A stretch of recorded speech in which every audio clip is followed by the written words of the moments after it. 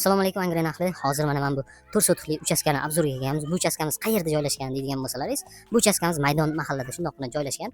Maydon mahallani Maydon marketdan bor yo'g'i 400 metr ichkariga kirganimizda mana shunaqa uchastkani obzorga kelganmiz. Ko'rib turishingiz mumkin bo'ladi. Kirib kelganimizda kattagina darvozaxonalar bor va gazlarimiz mana shundoqqina o'rnatib qo'yilgan. Bundan tashqari darvozalarimizni ham ko'rishingiz mumkin.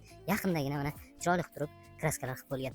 Gazlarimiz bor. Kirib kelishimiz bilan ko'rsatib o'tyapman va bundan kirib kelganimizda katta buyog'imizda mana shunaqa darvozaxonalarimiz qilib qo'yilgan. Undan tashqari bu joyimizga 5 xona qilib turib, katta qilib turib uy ham qurib qo'yishgan. Bu joyimizda hozir oshxona bor. Bu joyimizga, ya'ni shlakablokka e'tibor bermaymiz, chunki faqat mana shu tomonni o'zi shlakablokdan ko'tarilgan. Qolgan hamma joyimiz, uylarimiz xong'ishdan ko'tarilib qo'yilgan. Bu joyimizda uy egalarining o'zlari yashab kelishadi hozirgacha. Mana ko'rishingiz mumkin oshxona qismlarimiz va bu joyimizda esa hozir yopiq ekan. Xullas, ikkita xonali buyog'imizda xonalari bor, zal qismlari va bundan tashqari bu tomonimizda ham xuddi shunaqa ikkita xonalari bor joylashgan. Hovlimizni ko'rib turishingiz mumkin, chiroyli qilib turib steyshkalar qilib qo'yilgan. Maydonni o'ziga keladigan bo'lsak, bu joyimiz maydoni taxminan buyog'imizga 20 ga 25 desak ham bo'ladi bunaqasiga kattaligi. Bu tomonimizda esa hojatxona joylashgan. Ko'rib turibsiz, atrofimiz yopilgan, shundoqqina chiroyli qilib turib atrofimiz hammasi yopilgan. Yashashga sharoitli uylari bor. Oynalarimiz oddiy oyna.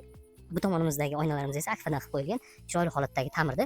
Bu tomonimizda mana qo'shni bilan o'rtada devorimiz tortilgan. Darvozaxonani ham chiroyli qilib turib yopib turib qilsangiz ham bo'ladi. Hamma ma'lumotlarni aytib o'tdim. Bu joyimizga uy egalari narx so'rashayotgani $45,200 deb narx so'rashyapti. Pastda telefon raqamlarini qoldiramiz, kimga qiziq bo'ladigan bo'lsa, bemalol telefon qilib aloqaga chiqib gaplashsalaringiz bo'ladi.